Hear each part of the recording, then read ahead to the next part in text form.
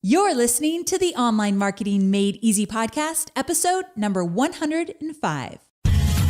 Welcome to the Online Marketing Made Easy podcast. Business advice so easy, you'll feel like you're cheating. And now your host, Amy Porterfield.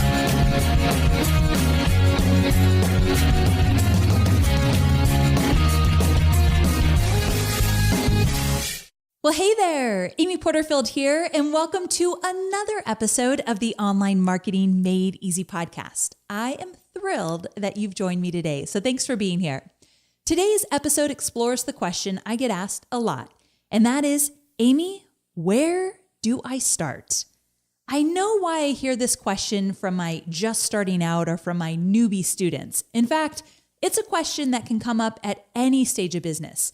It might look a little bit different. So for my newbies, they'll say, where do I start? And for my more seasoned marketers, they'll say, where do I focus? The thing is, there are so many things that we should be doing, at least that we think we should be doing. I mean, social media alone can send anybody into a tailspin.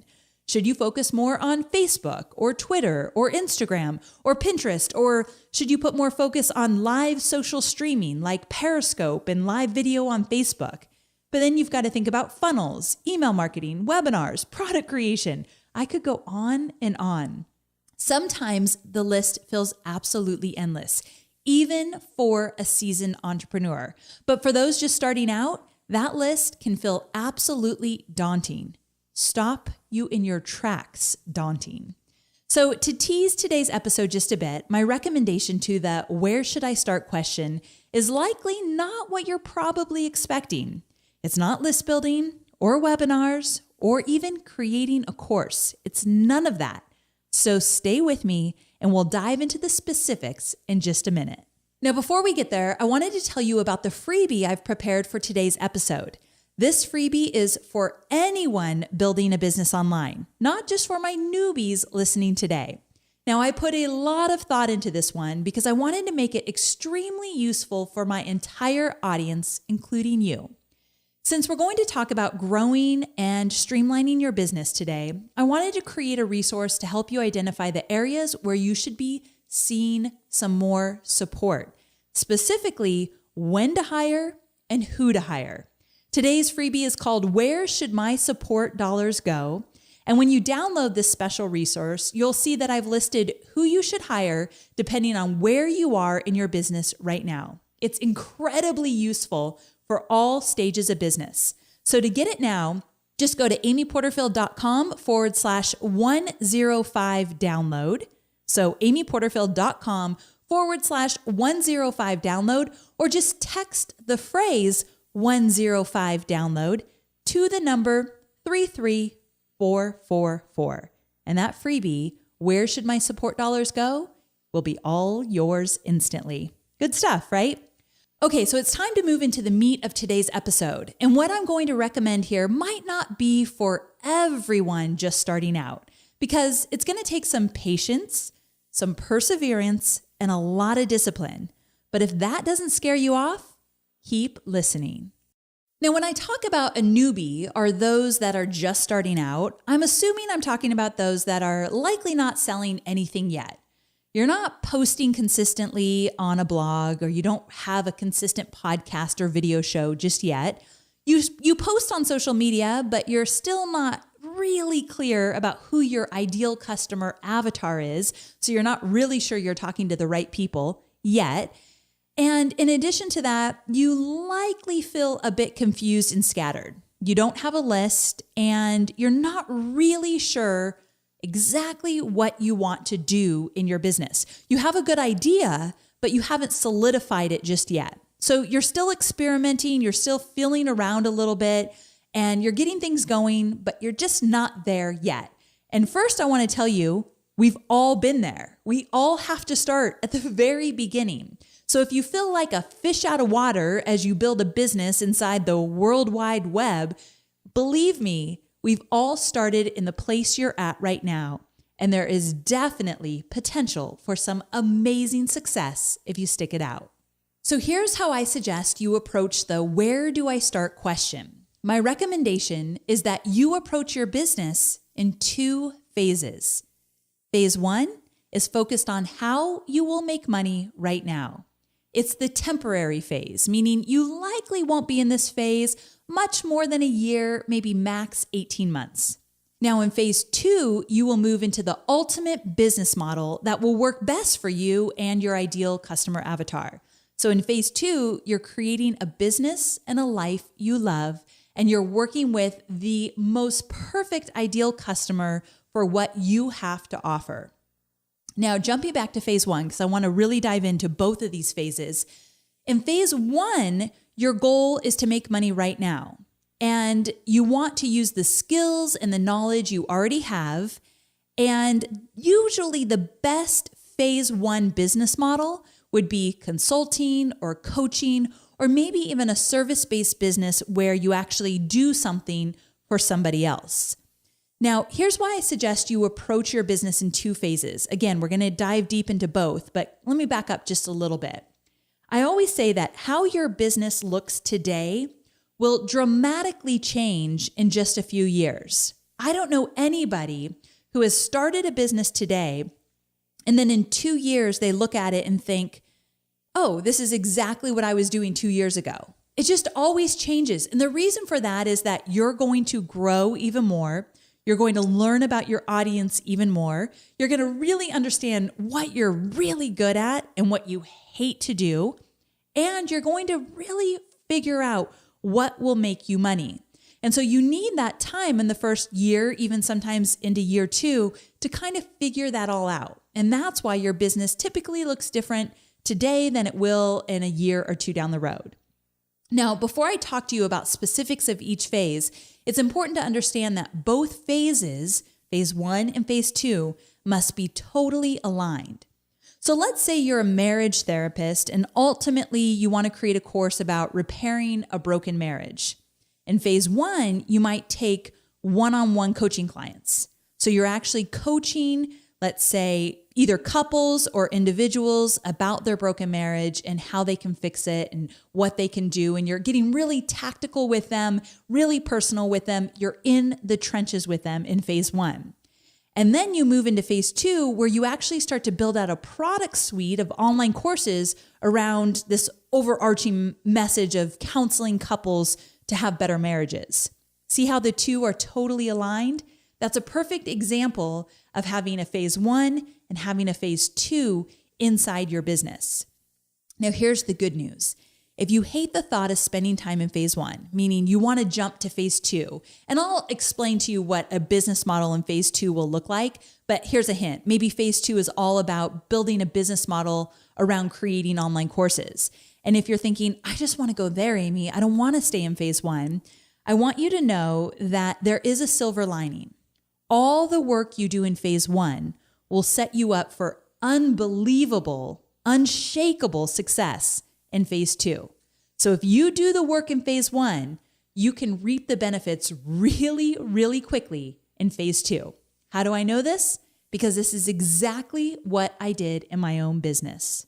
Now, you've probably already heard me talk about this if you follow my podcast or any of my free webinars, but when I started back in 2010, the first 2 full years of my business were focused on consulting and coaching. Now, I didn't look at my business as 2 phases though. I fell into consulting and coaching because I was desperate to make money and I didn't yet have any online courses and I didn't know any other way to make money. So right away when I quit my corporate job, I thought, oh shoot, I'm kind of in trouble. I didn't have a lot of money saved. So I needed to make money right away and I started consulting. Now, you've probably heard the story where I absolutely hated the consulting/coaching business, really because I didn't know how to set any expectations. There were no boundaries whatsoever. I had clients that expected craziness from me. I was doing social media for small brands and big brands. And again, their expectations were insane. I couldn't even meet half of them.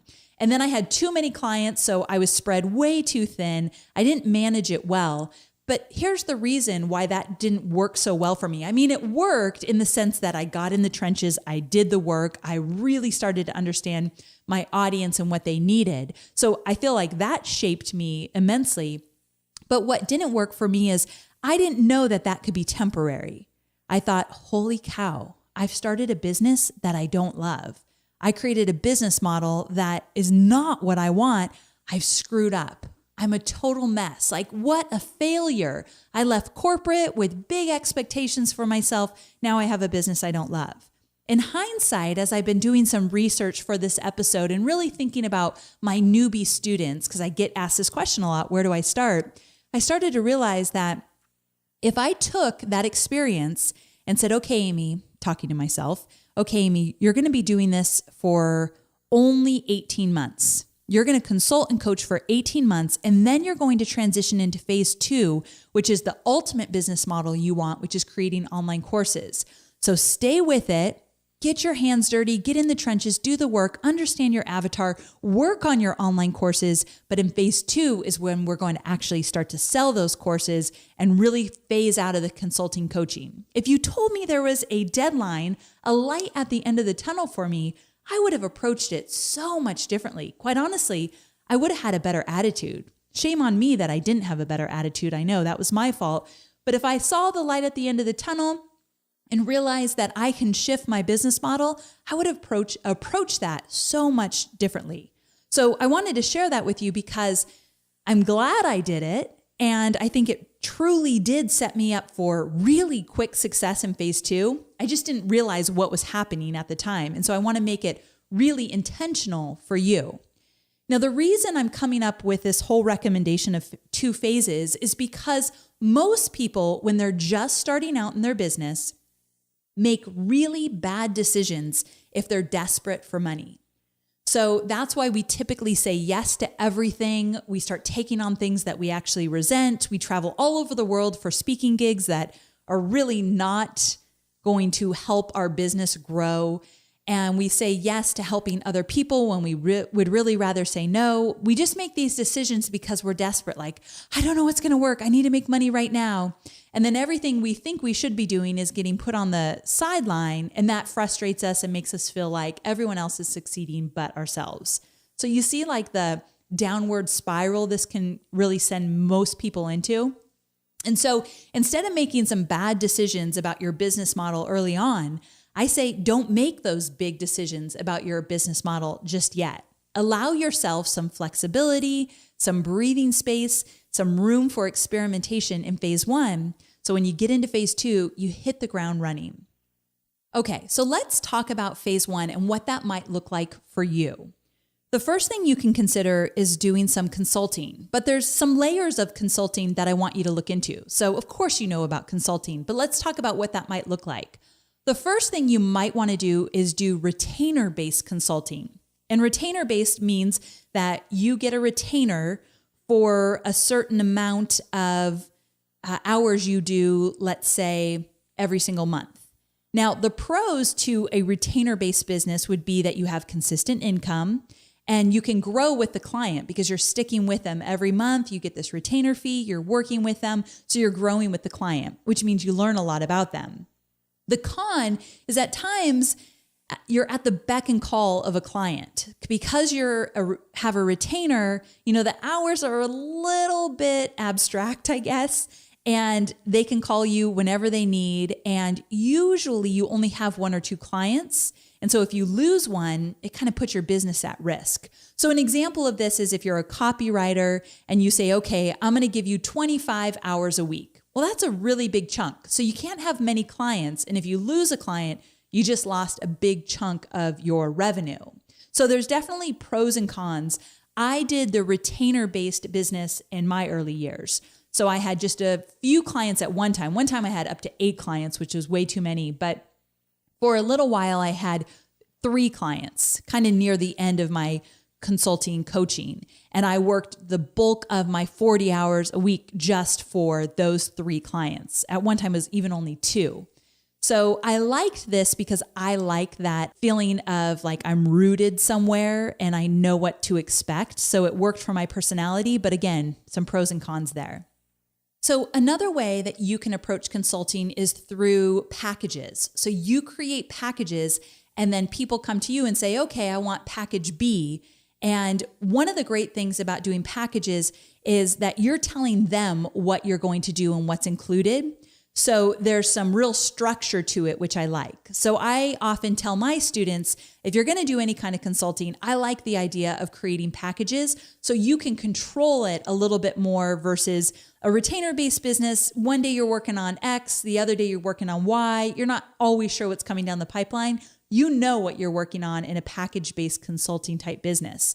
Now, the pro to this is with a package, there's a finite end to the project. So you'll say, okay, I'm going to design your website and we're going to start on this date. We're going to end on this date. And this is exactly what's included. That package is $5,000. So it's that kind of thing. Also, you can market yourself and find a niche. So let's say that you are a website designer. You can say, okay, I design websites for therapists, and these are the 3 different packages you can buy. And you can really make a name for yourself in a niche when you have packages like that. Also, you become an expert and you have some expertise in a specific area, which I think really helps grow your business and moves you into phase 2 quicker. So I like the idea of these packages. Now, a con to a package-based consulting business is that sometimes those packages are short-term, so you have to hustle to fill up more packages. It just depends on the length of those packages, how long they actually last working with the client. So again, another example might be you provide copy and strategy for a specific nurture campaign funnel. So you're working on that over 2 weeks and then you're done with the package, you deliver it kind of thing. Another way to look at consulting is through ongoing gigs or preferred vendors. So you sign up for a series of projects with, let's say, one vendor that you're working with. So that's another way you can look at it. I think a pro to that is you've got ongoing revenue and you're locked in for a certain amount of time and the project has a deadline. Now, a con to that would be you're locked into this series, so you might miss some other opportunities. So to give you an example, you might fill a series of monthly video blogs for a client. And every month, you know you've got this ongoing gig that you're going to do, write video scripts for a client or whatever it might be. And so that might look a little bit like a retainer-based or package-based, but it's always the same vendor. It happens every single month and you're kind of locked into it. So just, I guess, a little bit different way to look at it. Now, another way you can do consulting is with one-off projects, but we're not going to cover that because they are all evil. So I do not want you picking up random one-off projects to try and build a business, because this is kind of what I did in my really early years of consulting, and I hated it. You never really get comfortable with the client. You're never really sure if you're delivering exactly what they want. The timelines are usually very tricky, and I just don't think they're the best way to do business. I don't want you constantly writing random bids for people either. So I think the retainer-based or the package-based for consulting, to me, would be the best way to go. Okay. And also you can have a mix of these things. So you could do some retainer, some package-based, and you could also have an ongoing gig with, let's say, one of your vendors. So you can kind of mix and match these, but you want to be deliberate and intentional in terms of how you run your consulting business. Now, switching gears a little bit, you can also do a coaching style business where maybe you do weekly calls with a group or an individual, or weekly call or monthly calls with a group or individual. So you might be a health coach and you get 5 clients and they all get one-on-one time with you. And every other week you talk to these clients and then they get email access to you and whatever else it might be. And this is how you are bringing in income. So I think you probably are familiar with coaching. Again, you can do it as group coaching or one-on-one coaching. Usually if you do one-on-one coaching, of course you can take less people, but sometimes you can charge more. So you have to kind of weigh your pros and cons there. So those are the 2 types of businesses that I think probably are best for phase 1. Now, one more layer to this is you could also look at your business more like a service-based business. So I mentioned being a copywriter before, and you could do like a retainer as a copywriter. That's kind of like a service-based business where you're doing it for them. So you also want to decide, are you going to provide a service that you do the work for them? Or are you going to consult at a higher level or coach at a high level where you're not actually getting in there doing the work, but you're consulting as a true sense of the word consulting? So for me, I definitely did a mix of both. I would coach on social media, but then I would consult. And during my consulting, I would actually do a lot of the work. I would write blog posts for people. I would do their social media posting. So I was more of a do it for you kind of service. So I had a mix of coaching, consulting, and kind of do it for you service packages. And again, packages work really well when you're doing a service-based business because it can get a little out of hand if you don't have those boundaries. So you want to decide as well as how much are you going to do for these people? And let me tell you, people want the do it for you services. There is money to be made there. It's just really tough at times. So maybe you don't do your entire phase one as a service-based business. Maybe you mix it up a little bit. So just something to think about. Now, there's other ways to build a business model. And these next few things I'm going to talk to you about are more phase two. So of course you could do them in phase one, but I wouldn't recommend it. So phase two, one of my favorite business models is to create an online training program or a suite of online training programs. So something that you might already know about me, but my entire business model is through online courses. So the only way I make money right now is through my own online courses or promoting a few select affiliate online courses or tools like lead pages. So I don't get paid to speak. I choose that. So I don't want to speak on stage and get paid for it. At least very rarely will that happen. And I don't do one-on-one consulting or coaching or mastermind groups or anything like that. My entire multi-million-dollar business is based on creating and selling online training courses. So believe me when I tell you that is very doable when you do it right.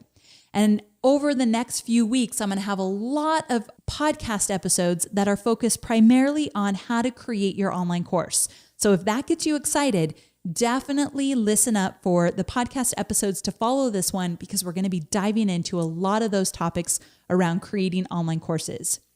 Now, there's other business models. You can do like a mastermind business model where you do maybe live events, like in-person events and online events. There's a coaching component to your mastermind groups, but there's a lot of money to be made if you are a really good facilitator in mastermind groups. So you could start your own. Now, why that feels to me like more of a phase two kind of thing is that you want to get your name out there. You want to make sure that you're really good at what you do and you want to be that authority. And the way you do that is you start to kind of ramp up your business, coaching and consulting in the beginning, posting regularly on social media, and putting consistent content out there in phase one will really set you up to building an amazing mastermind group in phase two. So it goes without saying, I guess, that in phase one, when you're coaching and consulting or doing these service-based businesses, you want to be doing the other things that are important. You can't do it all, but I think creating consistent content on a weekly basis is super important. Growing your list, even if it happens really slowly in phase one, is really important. And those are two things that I talk about in my free list building webinar I have. So we talk about creating consistent content and setting up an infrastructure to build your list every day. And you can do that in phase one. So if you want to check that out, go to amyporterfield.com/list building, and I have a free masterclass all about it.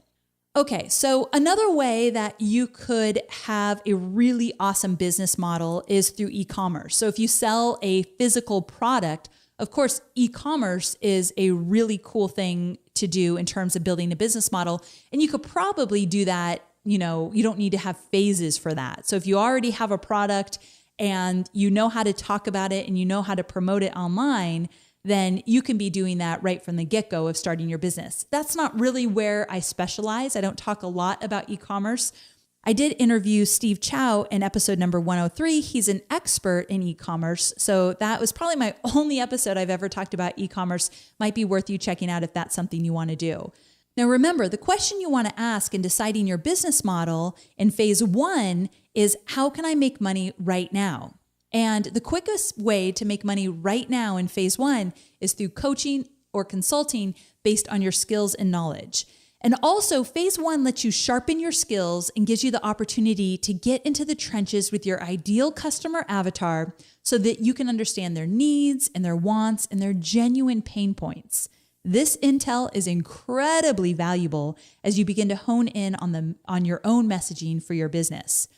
Now, as I mentioned, phase one lets you breathe a little. You get to be more creative. You get to get inspired. You get to go through different online training programs from other people so you can start to learn more. And you don't have to make those really big decisions about your business just yet. That's what I mean about the breathing space. So if you're not yet building your ultimate business model, then that means you don't have to make the really big decisions that can cost you a lot of time, a lot of energy, a lot of money. When you're just consulting or coaching, you've got some wiggle room there. And that's why I really love the idea of giving yourself a little slack and breaking up your business into 2 phases. So let's look at phase 2. And again, this is the real juicy stuff. This is the ultimate business model that's going to work for you. Here's a few things to consider. If you're pretty clear about what phase 1 will look like, then I want you to now focus on what phase 2 will look like. So again, a few things to consider. Your time in phase 1 will shed a lot of light on what phase 2 should ultimately look like in terms of creating your ideal business model. So how do you want to spend your time in your business? What would a typical day look like? How can you support your avatar at the highest level when you're in phase 2? And how does your avatar want to engage with you and take in your content? You know, a membership site might be fantastic, but if your avatar is not at all interested in a monthly membership site, then it's probably not your ideal business model. These are the things you figure out in phase 1. So again, there needs to be alignment between what you want to do and what your avatar needs and wants from you. That's what Marie Forleo calls the sweet spot. So spending a little time really understanding what you want to do, what you want to deliver, how you want to teach, and what your audience really needs and wants from you, that intersection is really important to figure out. You usually figure that out in phase 1. Now, in many situations, including my own, a business model that offers a lot of flexibility, consistent revenue, and an abundance of opportunity to impact your audience is one that you are building online training courses. So that's why I'm so passionate about teaching you all how to create online training courses, because it really is an amazing business model. Again, a lot of flexibility, consistent revenue when you set it up right. And if you love to create content and you love to teach, then this is definitely a business model I want you to look into. Now, here's something that you might find valuable. If you go into phase 1 as a consultant or a coach, you can be working on your online training program at the same time. So once you've been at it for a few months, you're going to get pretty clear right away in terms of who your avatar is, what they need from you, what they want from you, and what you really want to teach them. And from there, you can start working on your course creation business model, meaning you can start putting together your outline and start working on the content that's ultimately going to go inside your course. So you don't need to wait till phase 2 happens in order for you to create your course. If phase 2 business model is a course creation business model that you want to create, you can start working on that in phase 1. And once you hit phase 2, you can hit the ground running with promoting that program. So I guess that's probably why I'm partial. I mean, this episode's a little biased. I totally get that. But I'm known for teaching what I know best. I'm known for teaching what I do in my own business. And I can say with all certainty that building a business model around creating online courses is, like I said earlier, an amazing experience. And it's one I at least want you to start to consider, kind of just think about what that might look like in your own business. So, you know, all my episodes are really actionable, and I want to walk you through step by step what this might look like in terms of you getting started with phase 1 and phase 2 of your business. If you're a newbie, if you're just starting out, or if you're struggling and you feel like this is not what I was supposed to create, I feel like I'm doing something wrong here, you might want to kind of hit the restart button and look at your business in these 2 phases. So let me walk you through it. First, I want you to decide on your business model for phase 1. Again, consulting, coaching, or some kind of service-based business is likely the best fit for phase 1. Now, from there, I want you to choose the date that you will start phase 1. And some of you are already in it. Some of you are already doing coaching and consulting. So if you're already in it, great. If not, if you're really, really, really just starting out, choose the date that you will start phase 1. And then, and this is the fun part, choose the date that phase 1 will end and phase 2 will start. This is where I did it all wrong. I didn't even look at my business in 2 phases, and I thought I was stuck in phase 1 forever, and I stayed there way too long. So I say stay in phase 1 for about a year, give or take a little bit. But I think a year is pretty safe for you to learn all you need to learn. And again, you can be working on other stuff like list building and content creation and outlining your course. You can be working on that in phase 1. So a year is probably a good timeline there. Now, there might be some overlap between the 2 phases, and that's fine, but there needs to be a definitive date when phase 1 no longer exists. Again, I never set a true date and I felt trapped, and I don't want you to feel that way as well. So in choosing the date that phase 2 will start, you might not know exactly what you want to create as your ultimate business model, phase 2, and that's okay. So the work you do in phase 1 will shed so much light on what you like to do and what you want to do and what your audience needs. So it's okay if you're not totally sure about what phase 2 is going to look like yet, still choose a date in terms of when it's going to start, because you'll get really clear as that date starts to approach. Now, a few extra notes. If you're in a 9-to-5 job right now and you want to work on your business on the side, the goal of deciding on a phase 1 is so that you can quit your day job as soon as possible and fully focus on your own business.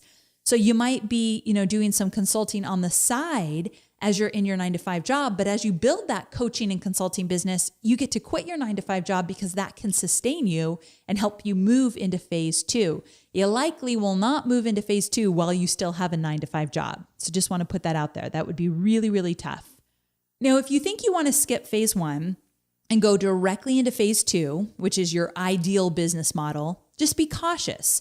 One of the reasons I suggest a phase 1 is to help you figure out what you like to do and what you do best, as well as help you understand and know your audience and their needs even more. So coaching and consulting and done-for-you services, these are the things that get you in the trenches. And I know I've said that a million times throughout this episode, but I really want to hit home with it because you really do learn a lot. Now, here's what you can do in phase 1 to prepare for phase 2 so you can hit the ground running the minute that date hits that you're going into phase 2. And that is 1, you can study your avatar inside and out. So during phase 1, you become obsessed with understanding who this avatar is. Number 2, you can start to list build, because as you understand who your avatar is, you can start to create freebies for this avatar to start growing your list. You don't need to do it at record speed and have hundreds of thousands of people on your list, but you can at least start. And also you can begin to create your course. So again, I'll be talking about that in the coming episodes, but you can start to really decide on what you want to teach, what that's going to look like, and really learn what it's going to take to create a course. So that course can actually be created once you move into phase 2, which is kind of cool. So a few final words on this before we wrap up. If you're not necessarily a newbie, meaning you've been at it for a while, but you're struggling a bit with where you should focus. So you're not really asking, Amy, where do I start? But instead you're saying, Amy, where should I focus to actually grow my business? My answer to you is to look deeper into the business you've created and ask yourself a few questions. Questions like, number 1, have you created a business model that is actually working for you? Do you love what you do inside your business model? Does your audience really see a need for it? Do they connect with you and engage with you? Or is it like pulling nails anytime you talk about what it is you're doing or what you're selling? You know in your gut if you are actually creating something that there's a true desire for it. And so that's one question you want to ask yourself. Number 2, you want to ask yourself if you should be staying horizontal longer in your business. Now, with horizontal and vertical, I talked about this in episode 100. So amyporterfield.com/100. And basically that means, should you be focused on one project in your business and staying with it longer, like I did with the Profit Lab over 2 years, I just really only focused on one product, or is it time to be adding some extra things to your business like a coaching mastermind or maybe a membership site on top of everything else you've created? Most people need to stay horizontal longer. Now, when you're in the coaching or consulting business, I say stay there about a year if you're going to do these 2 phases. So that's kind of like staying horizontal with coaching or consulting for a year. But really where this horizontal or vertical really comes into play is in phase 2, when you've been at it for a while and you sometimes want to just jump ship and try something new, where maybe you need to go back and refine and tweak the project that you are making money with, that you could be making a whole lot more money with if you really did it right. So again, amyporterfield.com/100, you can hear all about how to stay horizontal versus when is it time to go vertical. And then the third thing is you want to ask yourself, if you've been at it for a while and your business isn't growing at the rate that you want it to, do you have the right team in place to support your growth? And sometimes all it takes is a few extra people to support you to allow your business to get to where it needs to go. So that's just something I want you to think about. And that's a really good segue into reminding you to download my special freebie for today's episode called Where Should My Support Dollars Go? So one aspect that anyone at any level should be thinking about is, how do I want to make the most of my time by hiring the support that I need? Listen, I know this part is scary because I'm telling you, getting help for your business is a must. And when you put out money before you're making a lot of money, that's the scary part. And then some people think, I don't even know what I'd have them do. Don't worry, I cover that in this freebie. So I give you a resource of 100 different things you could have extra support do for you to kind of free up your workload. So I cover that for sure.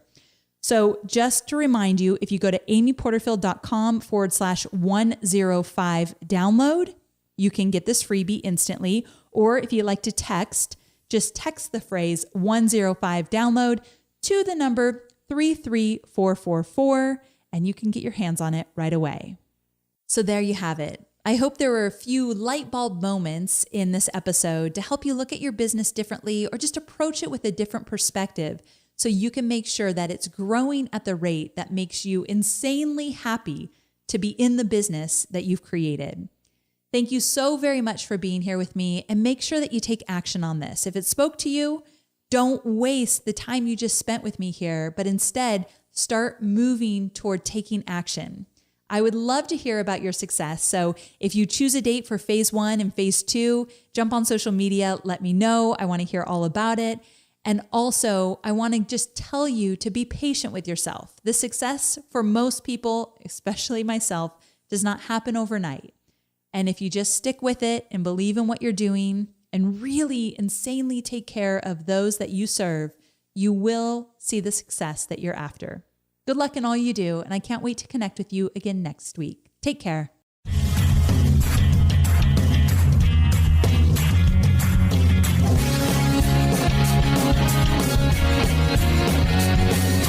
Thanks for listening to the Online Marketing Made Easy podcast at www.amyporterfield.com.